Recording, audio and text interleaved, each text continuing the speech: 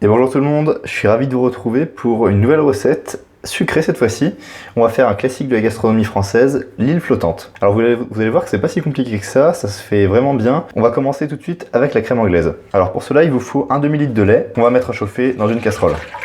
On va ajouter au lait de la vanille, environ une cuillère à café. Dans notre crème anglaise, on aura en tout 100 g de sucre. On va en mettre déjà 50 g dans le lait, donc à peu près la moitié, et 50 g dans les jaunes d'œufs, dans le lait.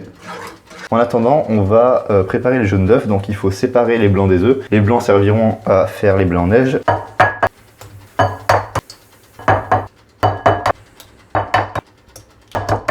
Voilà, on a nos beaux jaunes, on va les blanchir, donc c'est-à-dire qu'on va rajouter le sucre et les battre. Et on viendra mettre le lait chaud par-dessus. Voilà, donc là maintenant on attend que le lait atteigne l'ébullition. Voilà, notre lait bout, on va pouvoir le rajouter au jaune. Toujours en continuant de battre, parce qu'on ne veut pas que les jaunes soient cuits trop vite. Progressivement comme ceci.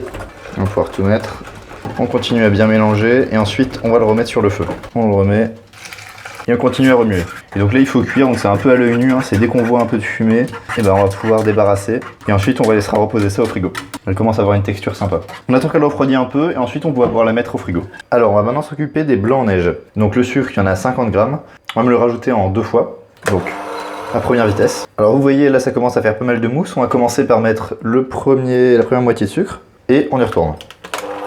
Alors voilà, on y est presque, c'est encore un tout petit peu liquide, on va mettre la fin du sucre et on finit de battre. Voilà, les blancs en neige sont montés. Maintenant, on va former nos morceaux de blanc en neige et on va les cuire. Alors on va les cuire au four.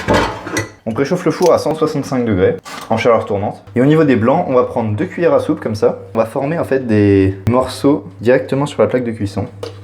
Donc ça, en fait, c'est nos îles. Il faut vraiment être délicat pour pas casser la mousse. Et on enfourne ça pendant 4 à 5 minutes, donc faut regarder, faut pas que ça brunisse trop.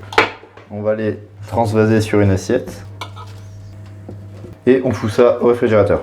Alors voilà, la deuxième fournée d'île flottante a été réalisée. Il nous reste plus que le caramel à faire. Alors le caramel, c'est tout simple, c'est un caramel sec comme la première vidéo que j'avais postée sur le fondant au chocolat cœur caramel beurre salé. Simplement là on va faire un caramel sec. On va donc avoir besoin de 100 g de sucre et 30 g d'eau. L'idée c'est toujours d'avoir en eau un tiers de la masse du sucre. Et donc on a juste à faire chauffer et on touche à rien, pas besoin de mélanger, jusqu'à obtenir une certaine couleur ambrée caractéristique du caramel, donc voilà, ça va apporter une petite touche assez forte qui va contraster avec le sucré de la crème anglaise et des blancs en neige.